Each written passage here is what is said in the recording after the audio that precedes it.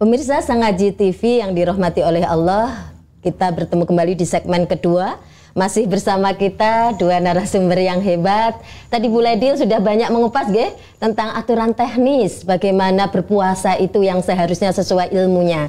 Sekarang kita akan beralih kepada narasumber yang kedua, Ibu Nikmah Afifah, MAG MPDI, yang akan menyampaikan puasa Ramadan dalam perspektif tasawuf. Monggo Ibu. Terima kasih Ibu Khatib.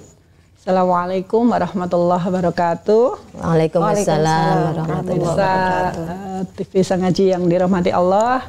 Alhamdulillah kita bertemu lagi di bulan yang penuh dengan keindahan, limpahan barokah dan sangat istimewa.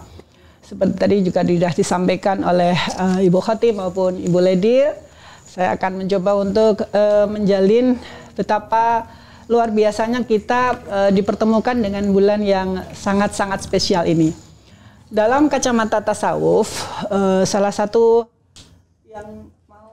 yang hendak saya sampaikan adalah rahasia-rahasia dari puasa dalam perspektif tasawuf.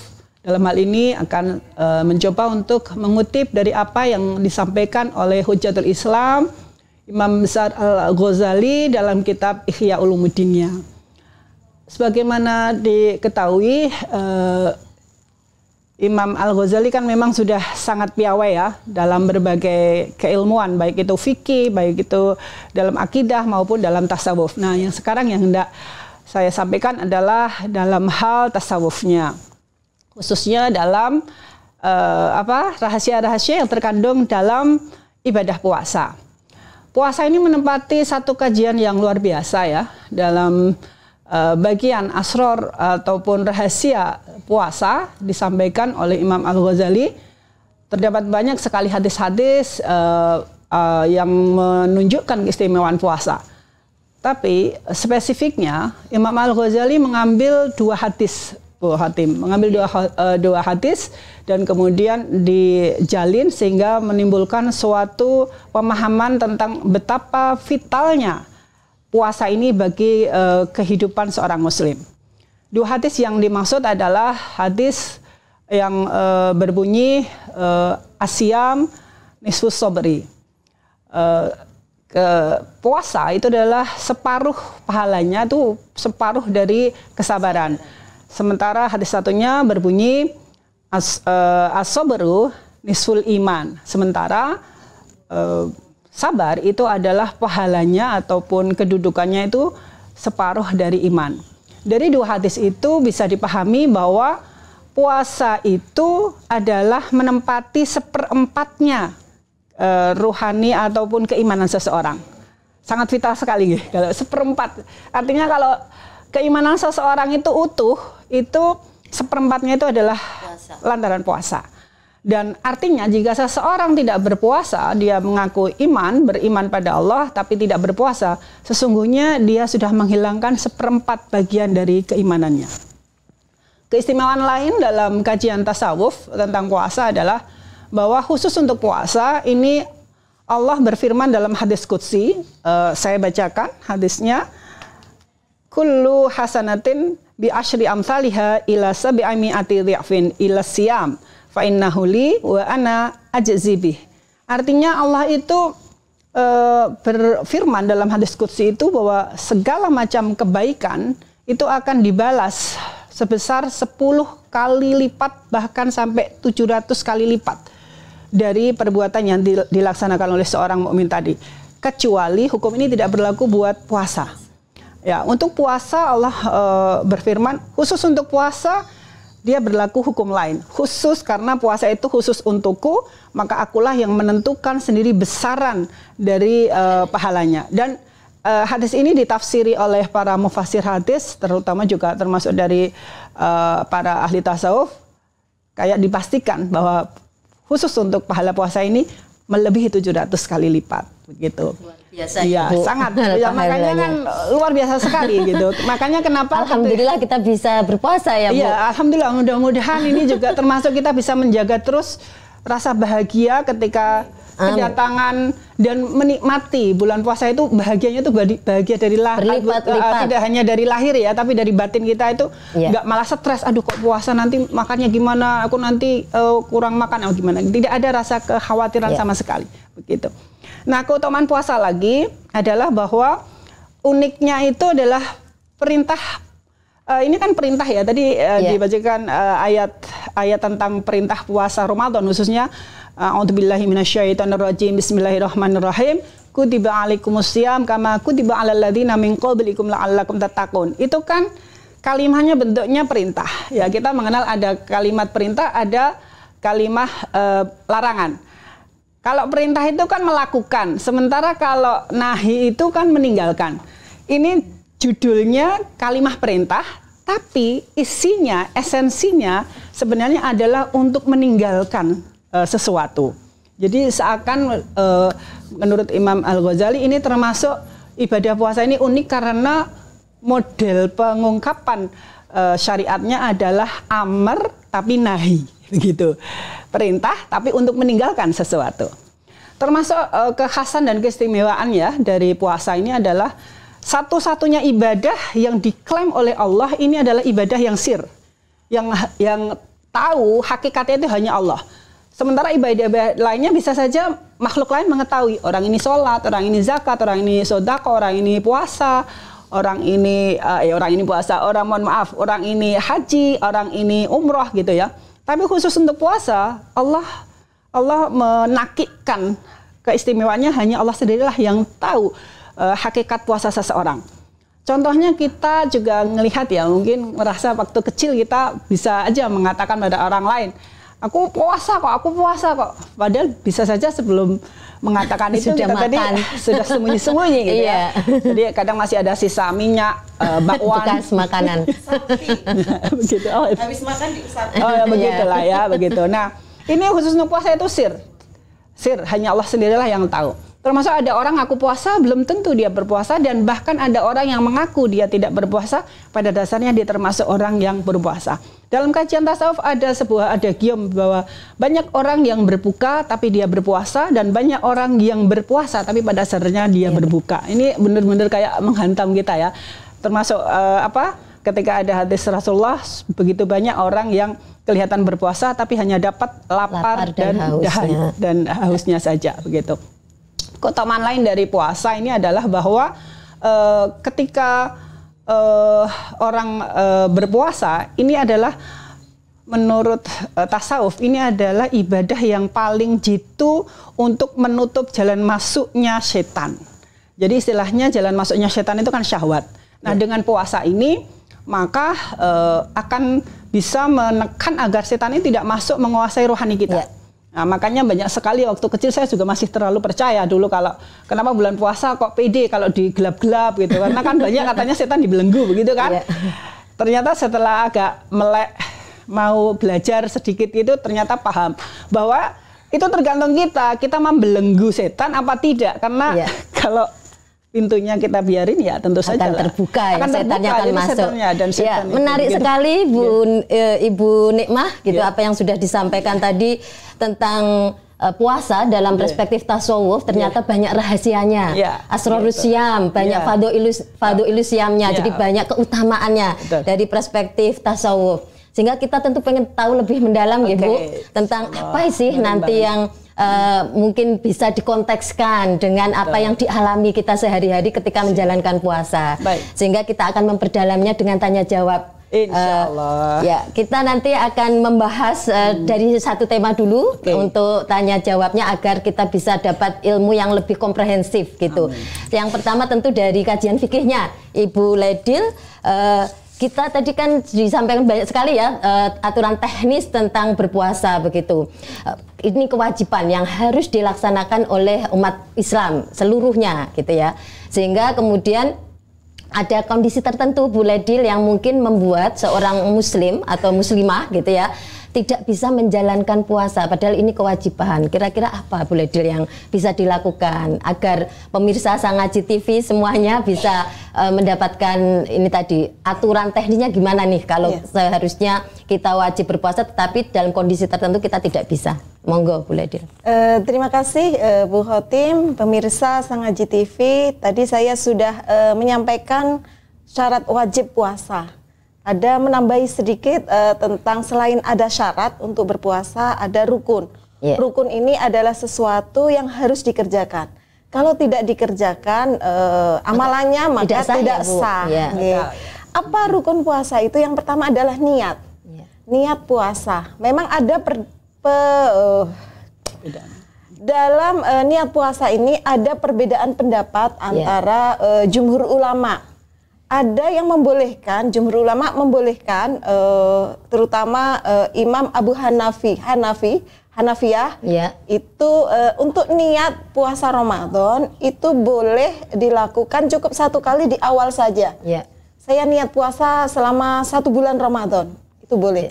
Dan Imam Abu Hanifah ini meringankan ya Bu Ledil kalau begitu ya. Meringankan. Kalau lupa gitu sudah di awal niatnya. Sudah diawali gitu.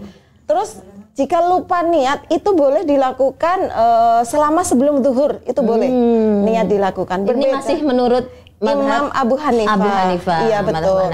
Tetapi menurut Imam Syafi'i bahwa untuk niat itu harus tiap mau melakukan puasa. Maksudnya harus dipisah-pisah, tidak boleh dalam 1 bulan niat 1 bulan. Enggak. Berarti harus pada malam hari kan? Karena puasa kan dimulainya sejak fajar. Jadi Imam Syafi'i, Imam Maliki itu sependapat jika niat itu harus dimulai tiap mau melakukan puasa. Dan kapan niat harus diniatkan itu? Menurut Imam Syafi'i dan Imam Maliki bahwa untuk meniatkan puasa Ramadan itu adalah saat sudah dibolehkan saat maghrib sampai terbitnya fajar. Jadi di malam hari sampai menjelang imsak ya. Itu masih boleh, masih bisa. Alhamdulillah, Mulai puasa itu kan terbitnya bagi fajar. Yang telat bangun ya Bu, bisa betul. masih nanti imsak masih ada waktu, jangan khawatir. Jadi dibolehkan. Dan Imam Syafi'i juga menganjurkan untuk melafatkan niat. Niat itu kan di hati ya. Tetapi Imam Syafi'i menganjurkan melafatkan. Kenapa? Untuk meyakinkan apa kerentek di hati gitu. Jadi biar semakin khusyuk, semakin yakin. Dengan biasanya amalan, dipimpin ya kalau di musola, di masjid untuk melafatkan itu ya. Habis tarawih itu biasanya kita kan niat bareng-bareng ya setiap habis tarawih itu yang melaksanakan tarawih. Makanya kita kalau tidak ada udzur sebaiknya kita mengikuti sholat tarawih berjamaah karena di situ untuk mengantisipasi kalau kita lupa atau kita tertidur gitu jadi nggak sempat sahur, nggak sempat niat begitu. Sudah ikut berjamaah tadi. Betul. Dituntun bareng-bareng Terus untuk tadi memang syariat Islam mewajibkan untuk setiap muslim yang memenuhi syarat wajibnya itu untuk berpuasa memang dalam kondisi tertentu dengan alasan yang memenuhi syariat Islam itu dibolehkan tidak puasa di saat bulan Ramadan. Tetapi dengan catatan, dengan ketentuan. Misalnya orang yang haid atau nifas, itu boleh tidak puasa di saat bulan Ramadan. Tetapi dikenakan kewajiban untuk mengqadha puasa itu di lain waktu, di selain waktu bulan Ramadan. Berarti ada keringanan ya Ibu? Ada rukhsah, ada kondisi tertentu yang membuat kemudian tidak bisa melaksanakan kewajiban berpuasa. Terima kasih Bu Ledil, luar biasa jawabannya. Tentu ini sangat bermanfaat untuk pemirsa Sang Ngaji TV.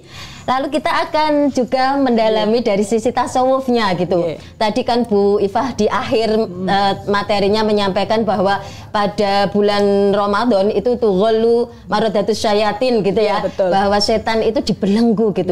Tapi kok masih ada yang nggak berpuasa Bu? Ini kenapa ini? Apa kira-kira yang ada di balik itu gitu ya?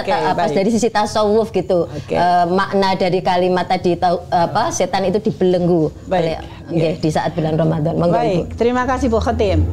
Jadi seperti tadi sudah saya singgung, sebetulnya puasa itu keistimewaannya adalah salah satunya dia adalah merupakan ibadah yang dianggap paling jitu untuk menutup pintu masuknya setan. Artinya setan itu kayak dibelenggu, nggak bisa untuk melakukan aktivitasnya begitu. Nah makanya dalam hal ini kita harus bisa memahami bahwa yang dimaksud setan dibelenggu di masa orang berpuasa itu adalah ketika seseorang itu memang benar-benar melakukan esensi dari puasa. Esensi puasa itu apa?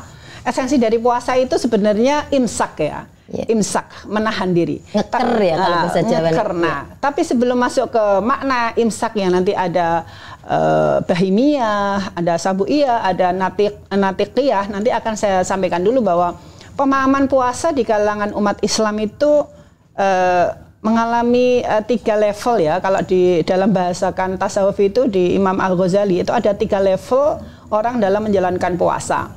Yang pertama adalah levelnya orang umum atau awam, dan yang kedua adalah levelnya orang khusus, dan yang ketiga adalah levelnya orang yang khawasul khawas, khusus banget, spesial pakai banget gitu. Nah, kalau untuk yang orang awam, puasanya orang awam atau orang umum itu adalah mungkin yang biasa kita lakukan ya, atau mungkin lebih ke saya ya. Jadi bagaimana memaknai puasa itu adalah hanya imsak dari tidak makan, tidak minum, dan tidak melakukan hubungan suami istri selama masa belum berbuka. Jadi ketika mulai terbit fajar sampai masa berbuka itu tidak boleh makan, minum, dan berhubungan badan gitu. Nah ini adalah level ataupun makom dari puasa orang awam.